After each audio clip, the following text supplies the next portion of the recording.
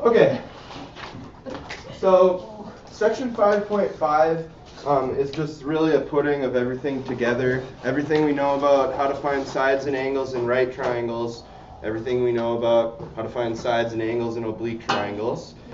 So today we're just going to focus on applications using either right triangles or oblique triangles. Okay, we'll have to talk a little bit about navigation and bearings. That'll be in our third example. Kind of hinted at that a little bit, like, you know, if someone's traveling to the east and you rotate upward, that would be like, you know, east, or what would you say? It'd be north, you know, you'd be rotating north of east. So we're going to talk about the bearings a little bit. We're going to start by just doing the simpler, I think, applications by just how to find heights of objects. Okay, so 5.5, applications of triangles.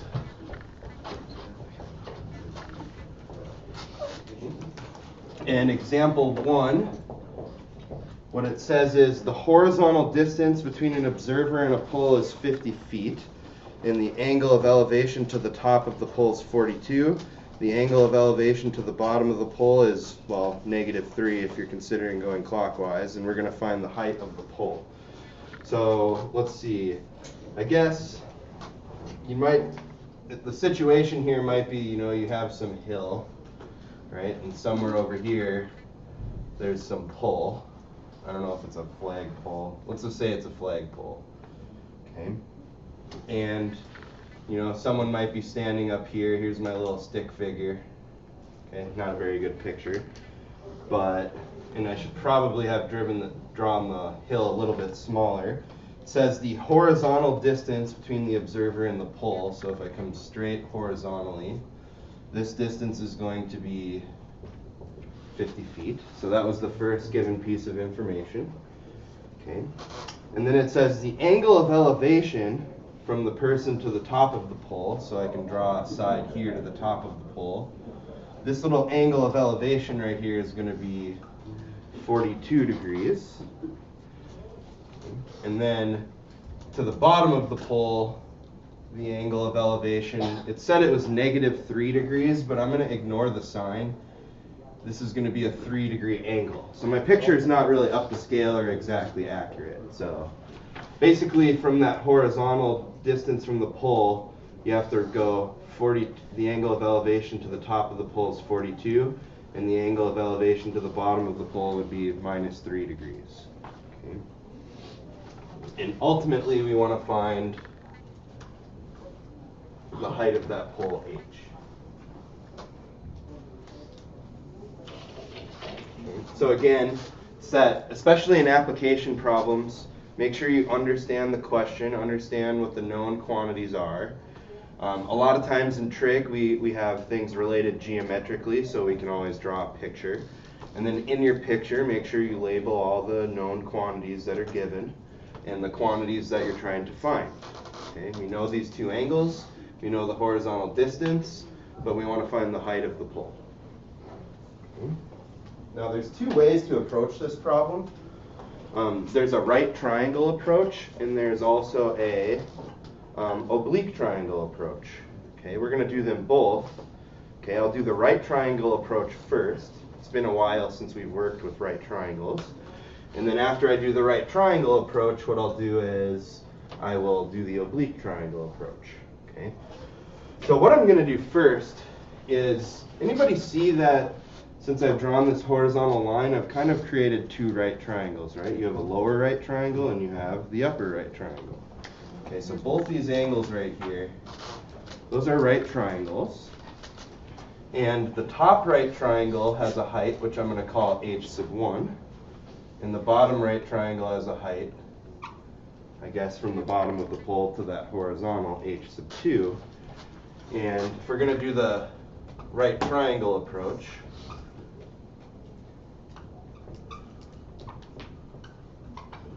okay, what we're going to do is, the height we're trying to find is just going to be the sum of the two heights in each of those right triangles. Yeah? So on a test, are you going to tell us if the triangles are right? Because nowhere in like the problem it says that the triangles are right. So can you use this But that they are? Anybody think that the information does tell me they're right triangles? Yeah. I guess you have to assume the pole is going straight vertically upward, so, but usually that's the case. But if you have a horizontal distance to a pole, since I drew that horizontal and the pole is strictly vertical, that would tell me these are right angles. So you should be able to infer in this case that those are right angles. Okay. But yes, I will give you enough information to make that conclusion. Okay. All right. So what I'm going to do now, if I'm going to do the right triangle approach, I'm going to just maybe extract or redraw these two right triangles. Okay, so the first right triangle has height h1. The angle in the bottom left is 42 degrees. It's a right triangle, and the base has length 50. So that's the first one. And I'll go ahead and draw the other one as well.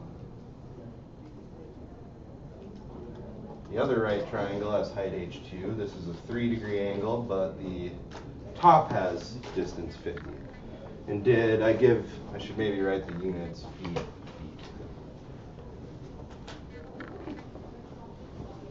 Okay. And then now we're going to use trigonometric functions to find these two heights. Okay. So in the top triangle, with reference to this angle, you are given the length of the adjacent side and the length of the opposite side. So what's a trig function I can apply to this angle that always relates the opposite and adjacent side? It's Maddie. Tangent. We can use tangent. Beautiful. Okay. So for the first triangle, I lost my black marker. Here it is. So for the first triangle, I can apply, you said tangent, correct? Yes. So tangent 42 degrees. And then if you think SOHCAHTOA for right triangles, tangent is always the opposite side over the adjacent side. The opposite side is h1, and the adjacent side to the angle has length 50. So this implies that h1 is 50 tangent of 42 degrees. I'm going to leave that exact for now. I'll wait till I actually add them together before I do any rounding. Okay. All right, so is everybody okay with that first triangle, finding the height of the upper right triangle? Okay. And then down here, I think it's a similar situation, right? I have an angle and I know the opposite side and the adjacent side. Okay, so again, we can apply tangent to that angle. Again, if we're working with right triangles, we always ignore, right? We were told that the angle of elevation was really a negative angle, but when we actually go and use that angle to find lengths of sides, you ignore the negative sign. Okay, so tangent 3 degrees is going to be the opposite side over the adjacent side to the angle 50. And that'll tell us that h sub 2 is 50 tangent 3 degrees.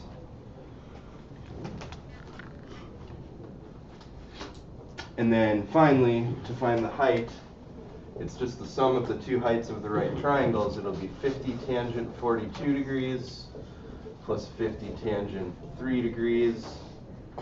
And we'll just round that to a single decimal, tenths.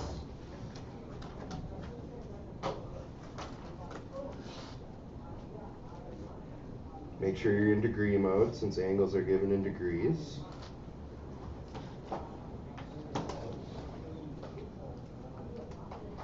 And then what did somebody get a value yet? 47.6. You get 47.6. That's exactly what I got. And 47. oh, I either don't know how to read or listen. It's one or the other, but yeah, it should be 47.6. Okay. So always make sure that if there are units present and you're finding lengths or areas, you always give the units. Height is a one-dimensional quantity, right? So you just do feet to the first power, right? If we were doing an area, it would be feet squared. Volume, it would be feet cubed, and so on. Okay. So that's one approach. You can use two right triangles and find the height of the pole that way. Okay.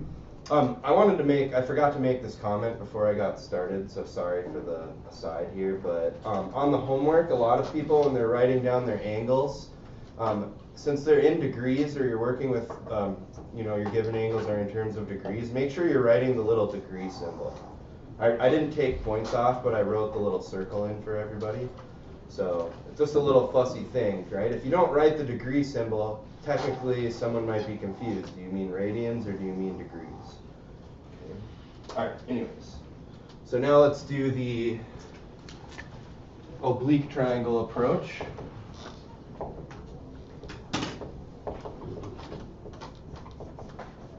Okay, so this time, I guess, I wonder if this way is even as necessary or useful to do.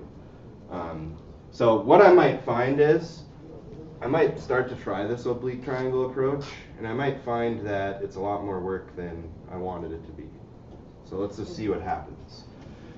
Okay, so I guess we kind of have something like this. Let me draw a more accurate presentation. Okay, so this height is h.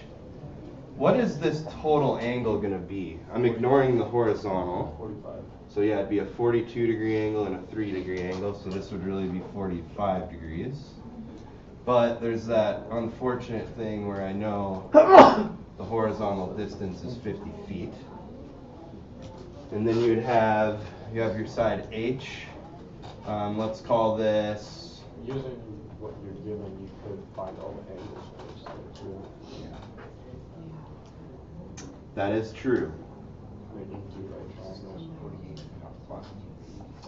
Yeah, right. If this is 42, this one has to be 47 up here. And if this is 3 degrees, this one had to be what? Was it 87 degrees?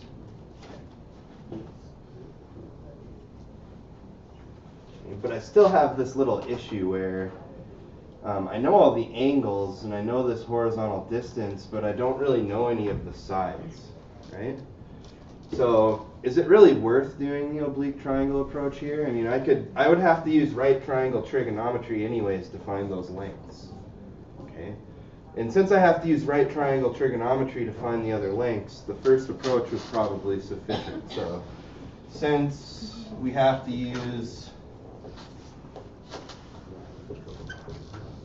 right triangle trig to find another side anyways,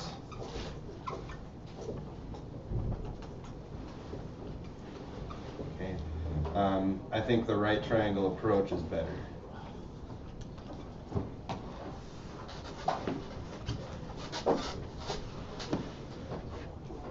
Okay. Anytime you can exploit right triangles, I would usually go with that method instead. Can you use law of signs with the right triangle?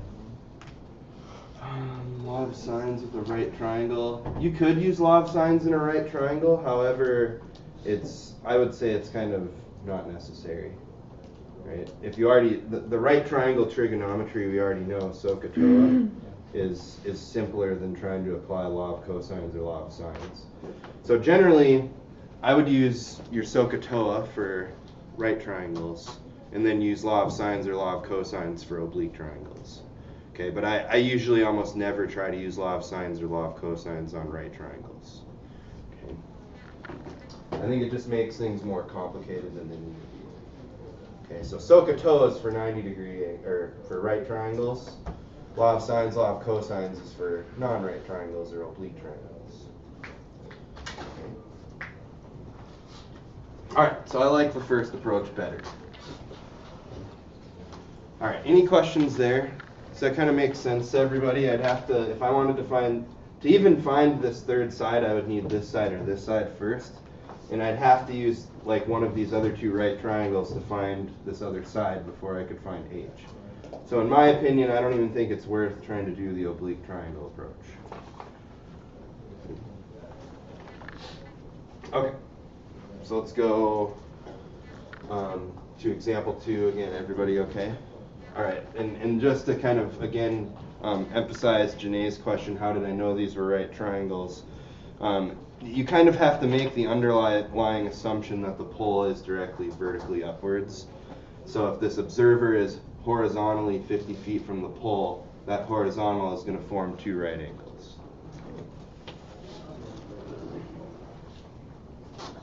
All right. Is it okay if I erase all this stuff I have up here?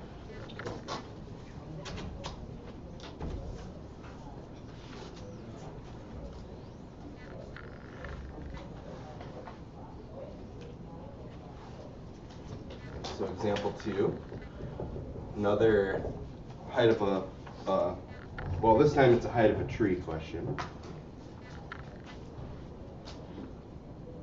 Okay, so again, the situation here is you have some hill.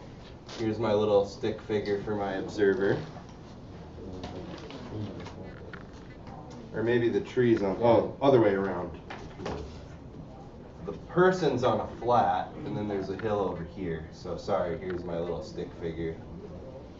Okay, and then you've got this tree. I'm going to draw my best picture of a tree. Okay. All right, so what it says is the observer is standing 80 feet from the top, from a tree on the top of a hill. Isn't the person on top of the tree? Wait, does that measure that from the base of the hill? Yeah, let's read this a little bit better. So first of all, Brittany, you're saying the person should be on the hill. Drew, you're saying... Yeah, the person should be on the flat. The tree's on the hill. 80 feet from a Tree. Yeah, a tree on top of the hill. Observer standing. Yeah, I think this is probably the way it should be phrased. Okay. Is that 80 feet from the base of the tree? Because it doesn't give you any negative angles, there's no angle of depression, it's only elevation, so he's always looking up. Yeah, that would make sense. Okay, the only question is, when we say 80 feet from the tree, do we mean 80 feet from the base or 80 feet to the top? I think if you draw a vertical line, like from the person all the way up and like all the way through the tree, that distance is 80 feet. So we're kind of saying the horizontal distance? Yeah, so that's 80 feet. And then you have an angle of 10, that's 48. Yeah, so I think as written, the question probably could be, the information could probably be stated a little more clearly. Okay. So I think what we'll do is, I'll go with what Maddie said. I think this is what I intended. I think I should have said the horizontal distance to the tree is 80 feet. So let's actually say this distance right here. So from the person to where the base of the hill would be, or the base of the tree would be, let's say that's 80 feet. Okay. So I think that's what I meant to say, and I just forgot to say the horizontal distance. Okay. All right, and then you have two angles of elevation. So there's the angle of elevation to the top of the tree, and then you have the angle of elevation to the base of the tree. The bigger angle, let me get a different color so we can see it better. So the angle of elevation to the base of the tree, I guess that one I can draw in here. This is going to be 10 degrees. Sorry, I keep saying base of the hill, but the angle of elevation to the base of the tree is 10 degrees. And the angle of elevation from the horizontal to the top of the tree is 48. So this angle right here is 48 degrees.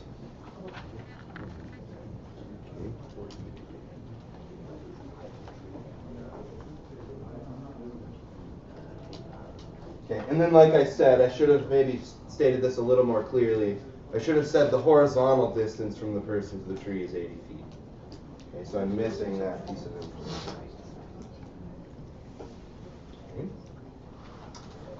Now I guess a couple things I can do, and I'll see if somebody has any suggestions.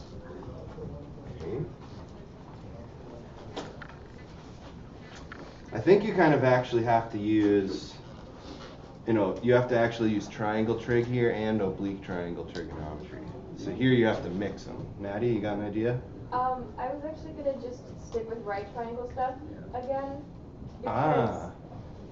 If you find tangent of 48 degrees, you get that entire length, but you only need the top section, so then you subtract tangent of 10 degrees.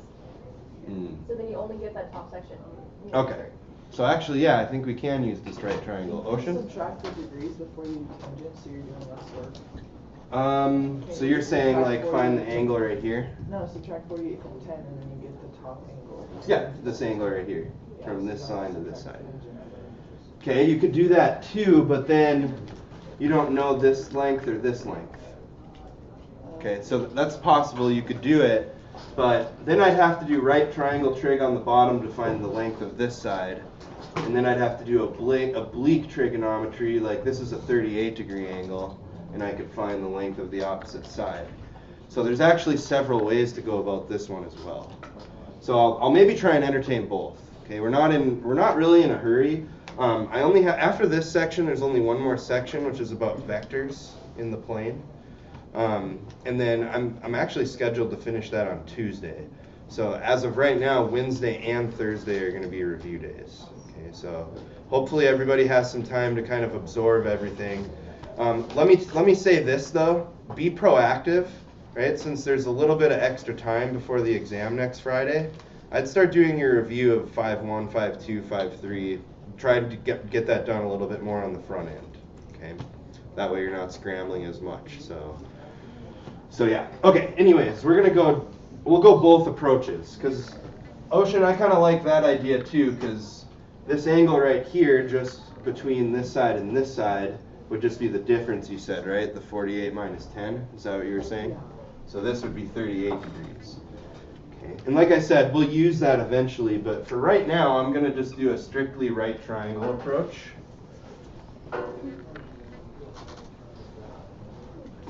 Okay, so we'll do the strictly right triangle approach.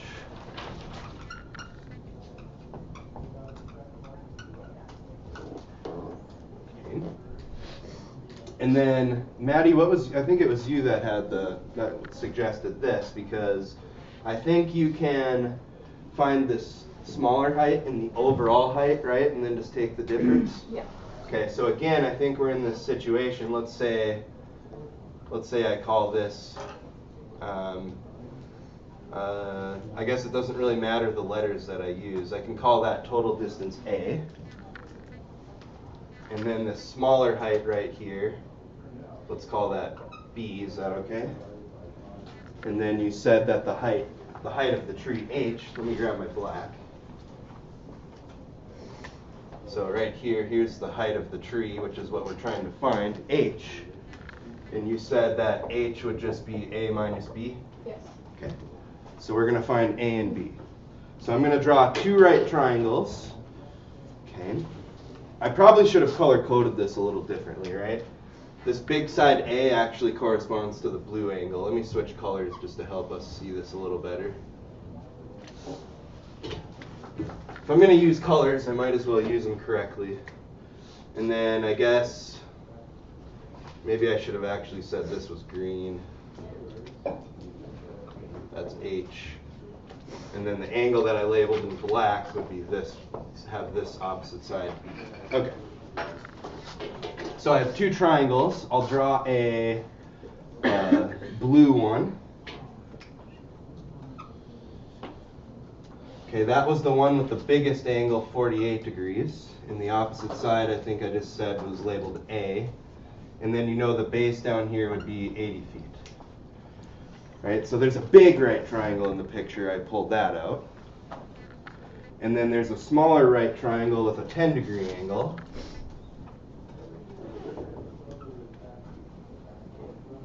Still has base 80 feet. And then I think I called the height of this B.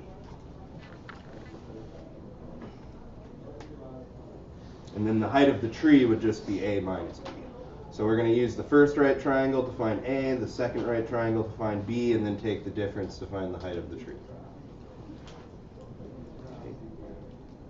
Is everybody okay with how I labeled everything and how I pulled those two right triangles out? Okay. And then, Maddie, I'll let you keep going with this. You said if I apply, what am I going to apply to this? I think it'd be tangent. So tangent 48 degrees would be opposite, which is A, over adjacent, which is 80. So A was 80 tangent 48 degrees. And then I won't go through the work again, but B is going to end up being 80 tangent 10 degrees. I think that's what you said originally too, right? Yes. Yeah. So now H, the height of the tree, is going to be the larger side, 80 tangent 48 degrees minus 80 tangent 10 degrees. And did you calculate that at all? 74.74 feet. I'll just go with the 2 decimals. So the tree is 74.74 feet tall. If you assume that these are the 2 angles of elevation to the bottom of the tree and the top of the tree, and you assume that the observer is 80 feet horizontally from the tree.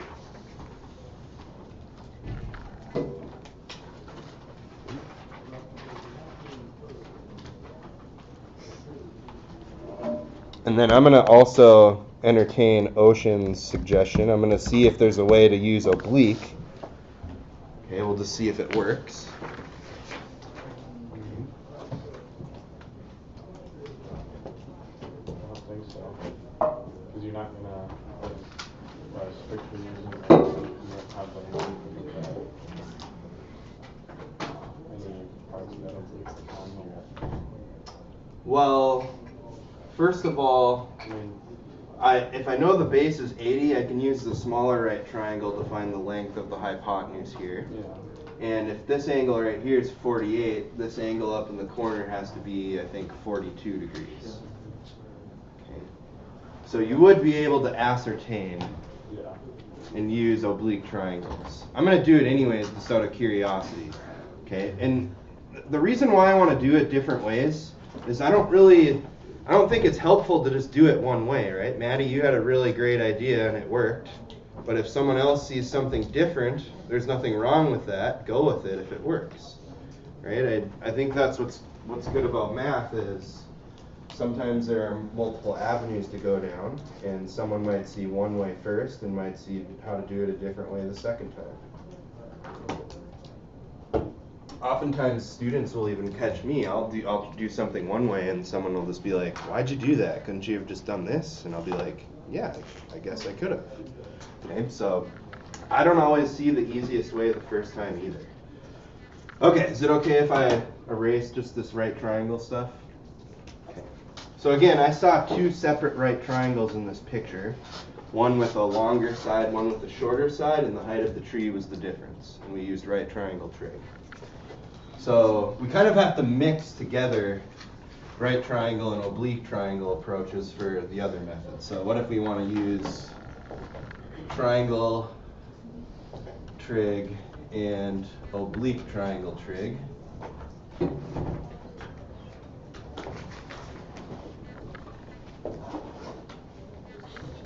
Okay, so what I'm going to do is I'm actually going to draw 2 triangles this time. I'm going to draw the smaller right triangle as well as this oblique triangle that's up here.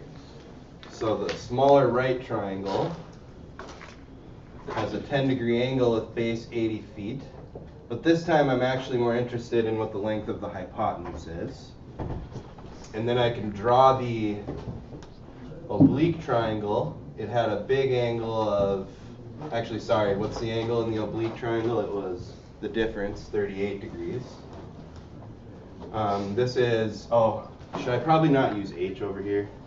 I already have H taken for the height of the tree. Let's just call this, anybody, what? X. Sure, X works. Okay, so if that's X, that's also this length in the oblique triangle. That's the H we're trying to find. And then, like I said, how do I find this angle in the upper right corner? That's this oblique triangle right here. But this is also an angle in the larger right triangle. The larger right triangle's bottom left angle is 48. So that means this angle up here had to be, what did I say? Was it 42 degrees? Yep. Okay, so this is 42. And then once I find X, I can use law of sines to find H. So we'll use right triangle trig over here to find X, and then we'll use law of sines to find H in the second triangle. So what's a trig function this time? If I have a 10-degree angle, I have the adjacent side and the hypotenuse. What's a trig function that relates those two sides? Cosine, right? So cosine 10 degrees is equal to 80 over x. I believe, is that right? It'd be adjacent over hypotenuse. And if I move the x to the left and divide by cosine 10 degrees, I get 80 over cosine 10 degrees. I hesitate to approximate this. If I approximate this, our answer might be a little bit off of what we got before. Anybody want to throw this in for me?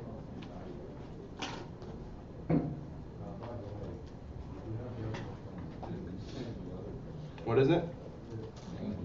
We'll actually just let's just use a bunch of decimal places, right? Let's go to like 4. 81.2341. Okay. Right, using 4 decimal places, since I only rounded this to 2, that should be good enough to get our answer almost the same. Okay, so now we know x. And then if I want to find h, I can do h over sine 38. So now I'm using law of sines. That equals x, 81.2341 over sine of the other angle, 42 degrees. So that's law of sines. And then h then is 81.2341 sine 38 degrees over sine 42 degrees.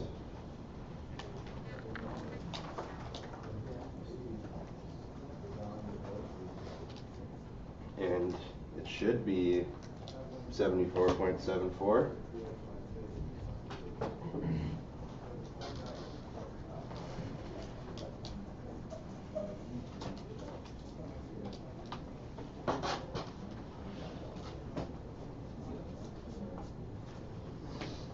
Throw this in the calculator. Sure enough, also get 74.74 feet.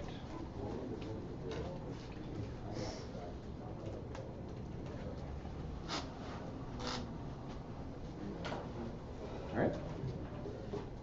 So either way, I can use a smaller right triangle and the bigger right triangle, or I can use the smaller right triangle and the oblique triangle above. Okay? Either case would work.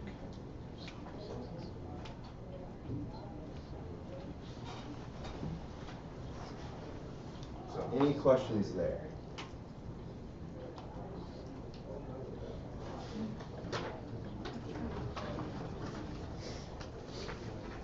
Okay.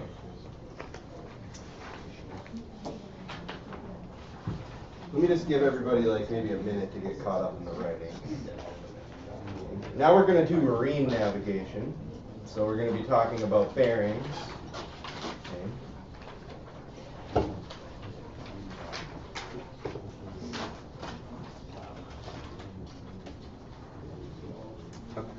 And this kind of makes sense to me. I mean, I spend a good deal of my time in a boat, but trust me, I don't really think about what angle I have to rotate to travel in a certain direction. Right? I just kind of turn and point myself and it works out. But I would think this would be more important, you know, if you were actually like a Coast Guard vessel or something like that. And you've been given some other boat's location in latitude and longitude, you'd have to know how to orient yourself properly to head in the right direction. Okay, so when I'm out in my fishing boat, it's probably not as important. Actually, I'll leave this up for now, just in case. Copy it. Okay. So we're going to talk about compass direction or compass orientation. Okay, so I think I've written this on the board kind of before, where a lot of times when you're doing navigation, you're kind of assuming you have a top-down view. And directly upwards to the north, to the right to the east, downwards south, and to the left is west. Okay. So I'll start with this is how we're going to write these angles or compass bearings. Okay, so we're going to say from the north direction, we rotate 0 degrees to the east. That would keep us pointing to the north. Okay, so that's your starting point. Starting from the north, We rotate 0 degrees to the east, that keeps us pointing to the north. This is probably a good figure to spend your time looking at in the textbook. Now I can maybe start rotating a little bit away towards the east direction. So starting from the north, I rotated towards the east 30 degrees. So the compass bearing there would be, right, the first letter is always the starting direction, and then you rotate some angle towards another direction. So right, starting in the north, I rotated 30 degrees towards the east direction. Okay. But what's another way you could have also said this? You also could have said east 60 degrees north. Right? I could have started in the east direction and rotated up 60 degrees to the north. Okay. You can mess around when you get down into the, say, fourth quadrant. Ultimately, from the north, I rotated 121 degrees. But this time, if you're down in this quadrant, sometimes we'll just say, starting in the south position, I rotated 59 degrees to the east. And you'll notice these angles both add up to 180. So starting in the north, if I rotate 121 degrees, this small angle that's left over is 59. And you could describe this bearing or direction as from the south rotating 59 degrees to the east. Okay. So again, the first letter is always the starting point, the starting direction, and then you rotate some angle towards a different direction. You could also mess with this in the other quadrant. So now I'm down here. So again, I could give a bearing. This bigger angle is really 216. The smaller angle would have to be 36 then, because I went 180 degrees plus an extra 36. Here I could say, starting from the south position, I rotate 36 degrees towards the west. This might be a little small too. Maybe I should have upped the size just a little. There we go. And if I go back into the, say, second quadrant. So basically, in the textbook, their starting direction's always either north or south. And then you're rotating some number of degrees either east or west. Right? So here would be starting from the north position, I rotate 40 degrees to the west. Okay? Or if you like, you can think of it as a counterclockwise rotation of 320 degrees from the north. Okay? So whenever we're doing navigation and you need to specify a direction, you're always going to have to give one of these compass bearings. Okay? So let's see if we can get example 3 started. And then we might have to finish it up tomorrow. But does that make sense? Give everybody a general idea of how these compass bearings work? Okay, maybe spend some time looking at this figure in the book in section 5.5. Okay.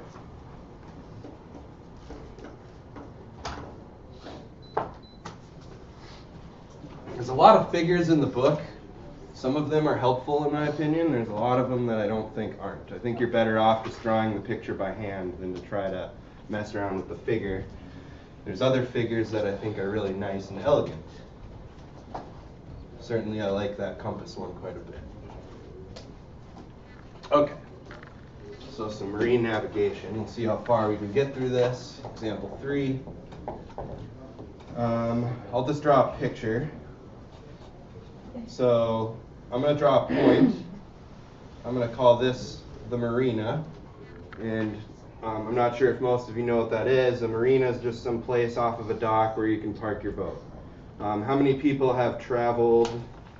I got to think of one place where I've seen a marina. If you head down to Umatilla or head towards Portland on, forget which highway it is, there's a little sailboat marina just when you get off of Highway 12 and onto the highway that goes down into Oregon.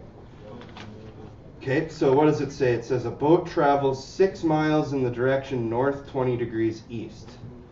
So that's saying starting from the north position, they rotated towards the east 20 degrees. So here's the direction we're traveling, and we went 6 miles. I'm going to draw a little dashed line because I know that from the north I went 20 degrees east. Okay, and then at that point it turns to the right and continues in the directions south 50 degrees east before coming to a stop. so it turns to the right. Let me see if I can get this down now. So at this point, I'll draw a dashed line that represents the south direction, and it turned, we went 50 degrees to the east, so maybe it went down here some distance. I think, does it say 5 miles? Okay, until it reaches this point right here. And this angle inside of the triangle is 50 degrees. So at this point, we start from the south and go 50 degrees to the east to get the second bearing. And then that gives me a third side now. I'll draw it in green. And I'm going to call this D for the distance. Part A is asking how far is the boat from the marina, and what bearing should the boat follow to get back to the marina along this straight path. Let's see how we're doing on time. We might only have time to do the distance, but we'll see.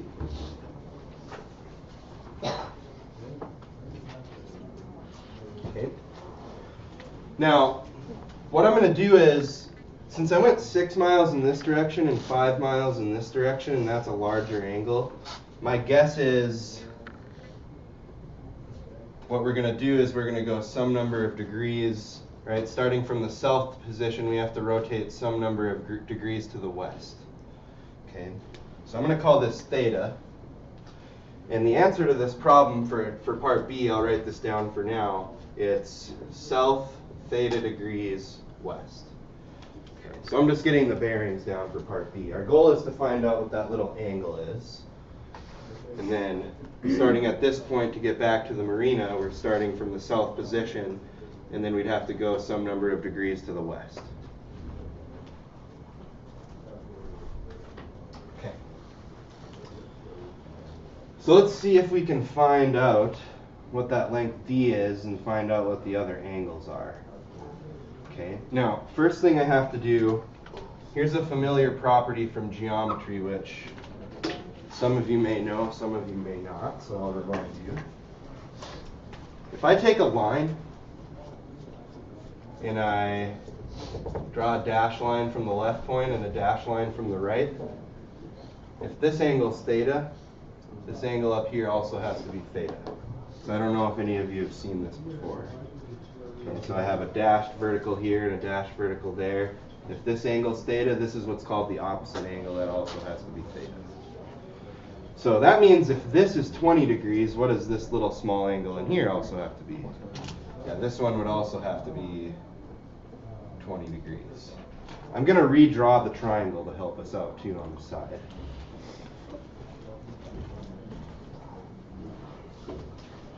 So this is maybe one of the hardest parts of the question, is figuring out what angles are what. Okay. So I know this now is a 70-degree angle. That's my distance D. Is there any other angle I know? Claim I actually do. Could you assume that the base and the dashed line are a 90-degree angle?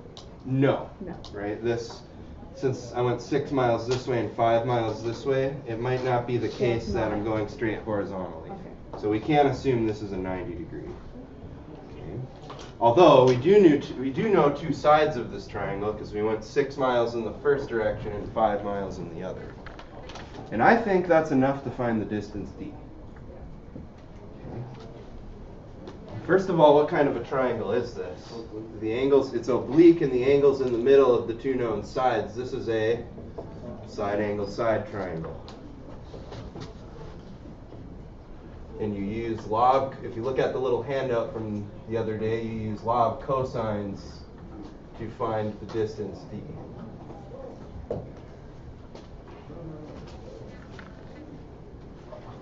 Okay. So remember what law of cosine says. Okay, this side, the unknown side, is the square root of the sum of the squares of the other two sides minus twice the lengths times cosine of the angle between those sides.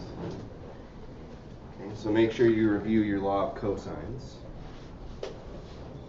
And that'll be the answer to part A. The distance will be whatever we get over here. Yes, and the units will be miles. So see if anybody beats me to it. Anybody plug that in? Martin, what'd you get? 6.37. Okay. So again, that's just law of cosines, right? It's d squared equals all that stuff, and then I took the square root on both sides. And then I need some way of finding this angle theta right here.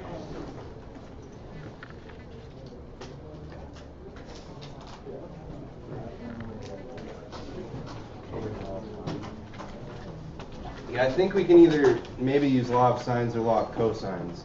So what I'm going to have to do, I'm just going to take a picture of all this. I think I'll just take a picture of this. We'll finish it tomorrow since it's already 20 after. Or actually, how about I just watch my video? That'll work. Okay. So we'll finish up this problem tomorrow. We'll do another one just to see how it works. And then we're going to simplify some function compositions. So. All right. See you, everybody. Have a good one. Yeah, we still have the quiz tomorrow as well. It's 5.2 through 5.4.